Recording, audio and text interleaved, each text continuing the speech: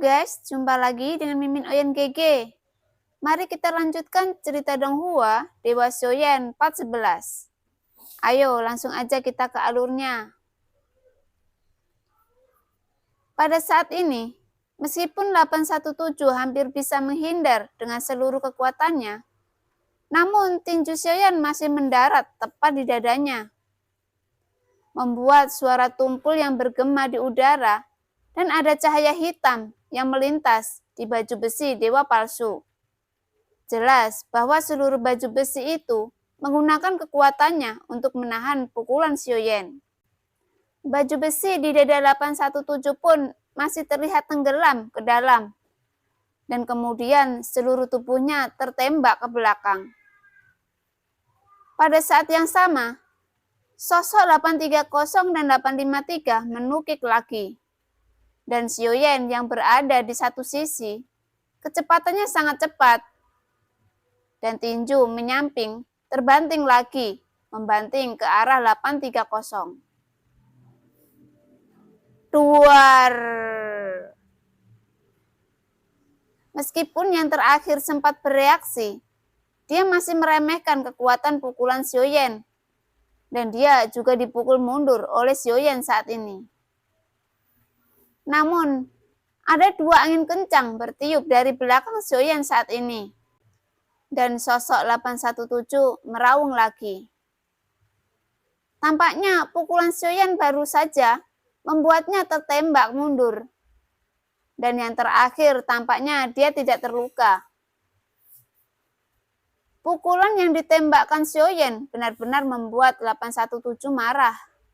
Dan baju besi di tubuh yang terakhir telah berubah lagi, membuat seluruh tubuhnya telah tumbuh lebih dari satu lingkaran.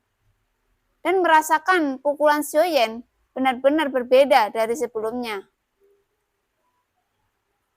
Xiaoyan mengerutkan kening saat ini, dan langsung menembak balik ke belakang. Namun pada saat ini, armor Dewa Palsu 830 dan 853 bersinar dengan cahaya hitam. Saya melihat ada dua sinar cahaya menyapu dari kehampaan dan mendarat di kristal merah di dada mereka saat ini.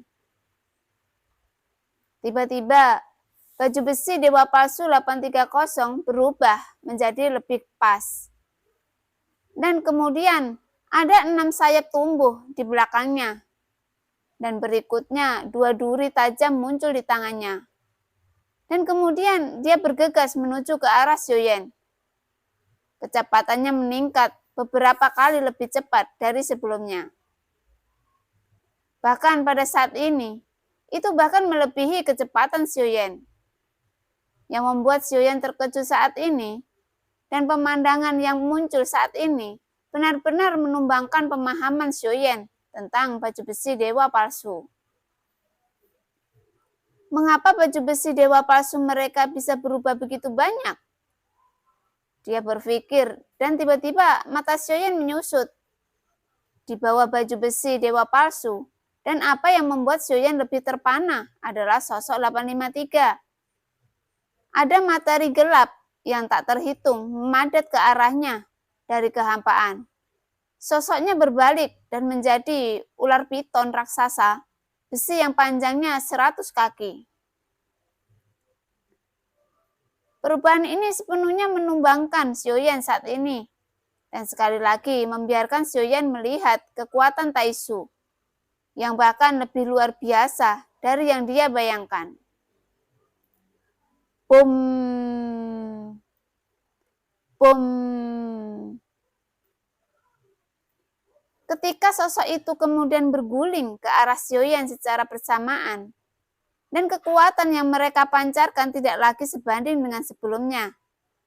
Bahkan jika Xiaoyan menggabungkan klon dewa asli dan klon Taishu pada saat ini, itu akan berbeda dari ketiga Taishu ini, yang tiba-tiba mengalami peningkatan kekuatan besar saat ini. Dan konfrontasi manusia ini berada di luar kemampuan Xiaoyan sendiri. Ini terlalu sia-sia. Mungkin ada sesuatu. Mata Xiaoyan sedikit menyipit. Tetapi di hadapan 3 sosok yang bergegas ke arahnya dan kecepatan tembakan ke belakang Xiaoyan tiba-tiba melambat. Namun pada saat ini, sosok besar muncul di depan Xiaoyan. Sosok 830 yang kecepatannya melonjak. Tiba-tiba meraihnya dengan mulut besar di bawahnya. Dan kemudian dilemparkannya dengan keras. Kemudian seolah-olah hampir terbelah menjadi dua. Namun ada sosok yang mengaum saat ini. Dan 9 ular sanca raksasa muncul di depan Xiaoyan. Dan Xiaoyan langsung menjadi jauh lebih kecil di depan binatang itu. 9 sanca. Kemunculan tiba-tiba dari binatang buas itu juga mengejutkan ketiga sosok Taisu itu. Dan Jiu Ying tidak memiliki tubuh. Dan 9 ular sanca raksasa, semuanya adalah tubuhnya. Tiba-tiba pada saat ini, Jiu Ying menghentikannya. Namun pada saat ini, Xiaoyan yang berada di belakang Jiu Ying sekarang tidak bisa tidak mengangkat alisnya sedikit. Meskipun dia tahu bahwa Jiu Ying kuat, tetapi dia tidak pernah berpikir bahwa Jiu Ying begitu kuat. Aku tidak menyangka sanca ini begitu kuat. Xiaoyan tidak bisa tidak memuji. Jiu Ying jelas mendengar kata-kata Xiaoyan, dan kepala ular sanca menyapu Xiaoyan, dan mulut besar seperti baskom darah berhenti di depan Xiaoyan. Namaku adalah Jiu Ying. Dan ketika kepala sanca raksasa itu menukik, itu benar-benar menindas. Tetapi saat dia membuka mulutnya, suara seperti anak kecil keluar yang langsung membuat Xiaoyan menghancurkan pertahanannya. Dan aku hanya bisa mencibir. Namun pada saat yang sama, setelah trio Taisu telah disesuaikan, serangan sengit diarahkan ke arah Jiu Ying. Menghadapi serangan trio Taisu, tetapi serangan mendadak ini tampaknya dia mampu melawan. Tetapi pertahanan dan serangan trio Taisu saat ini juga sangat cepat. Membuat Jiu Ying juga cukup kerepotan untuk dihadapinya.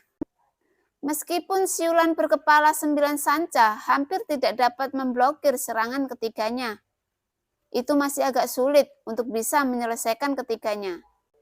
Dan kekuatan ketiga Taisu masih terus tumbuh. Mata Xiaoyan sedikit menyipit. Dan dia menemukan bahwa kekuatan yang terus-menerus mengalir ke dalam baju besi dewa palsu mereka, itu datang dari kehampaan. Ini yang membuat Xiaoyan merasa sangat aneh. Jelas, baju besi dewa palsu memiliki banyak kemampuan yang tidak dia mengerti. Yonghe menatap Jiu Ying yang muncul saat ini, dan pupil matanya sedikit menyusut. Jiu Ying, bukankah seharusnya di tiang jurang? Yang membuat Yonghe sedikit mengernyit. Segera, Yonghe dipisahkan oleh jarak yang jauh, dan sidik jarinya berubah. Kemudian sederetan cahaya besar muncul di atas kepala Jiu Ying, dan kemudian berbalik ke arah Jiu Ying, pergi di bawah kafan 9 sanca. Itu membuat kecepatan dan serangan Jiu Ying anjlok dalam sekejap. Dan ketiga Taisu mengambil kesempatan itu untuk segera menyerang Jiu Ying dengan ganas, dan menyebabkan Jiu Ying mengeluarkan raungan marah. Binatang buas ini sudah terkendali. Ayo cepat singkirkan orang ini. 817 berteriak. Dan segera 830 dan 853 bergegas keluar, melewati Jiu Ying dan menuju Xiaoyan lagi. Sekarang Xiaoyan memiliki tubuh yang lurus. Faktanya, dia secara bertahap memahami bahwa selain meningkatkan kekuatannya sendiri, dia juga harus belajar menggunakan kekuatan lain untuk membantunya. Bagaimanapun, kekuatan seseorang sangat terbatas. 817 dan formasi hebat Yonghe untuk sementara bisa mengendalikan Jiu Ying. Sekarang 830 dan 853 sudah bergegas menuju ke arah Xiaoyan dengan kecepatan ekstrim. Namun, pada saat mereka berdua mendekat, ada bau busuk yang menyebar, dan kedua sosok Taisu tiba-tiba menghilang pada saat ini, seolah-olah mereka telah menghilang dalam kegelapan. Namun hanya dengan mundur beberapa ratus meter pada saat ini, orang dapat melihat bahwa di bawah Xiaoyan, hantu yang sangat besar perlahan mengembun. Ini adalah mata Yonghe yang awalnya tenang tiba-tiba menyusut saat ini, dan dia tidak percaya apa yang dia lihat sekarang. Hantu raksasa yang tak tertandingi itu persis Su Ekun yang dia pernah pimpin untuk melahap Xiaoyan saat itu. Namun Su Ekun yang tiba-tiba menghilang dan muncul di tempat yang seharusnya dia tidak muncul, yang membuat Yonghe benar-benar tidak bisa memahaminya.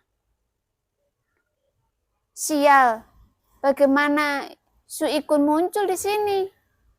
Bagaimana dia melakukannya? Namun pada saat ini, Yonghe sedikit curiga terhadap kehidupannya, dan dia masih memikirkan bagaimana menyelesaikan permaisuri. Sekarang tampaknya bahkan permaisuri tidak perlu mengambil tindakan, dan mereka sulit untuk menjadi lawannya. Saat Yonghe memikirkannya, ada raungan kemarahan datang dari atas kepalanya, dan bayangan hitam besar menyerangnya. Dengan keras, cakar besar tiba-tiba jatuh, dan tubuh yang terakhir melesat ke belakang, membuat kekuatan abadi melonjak di tubuhnya untuk mengimbangi dampaknya.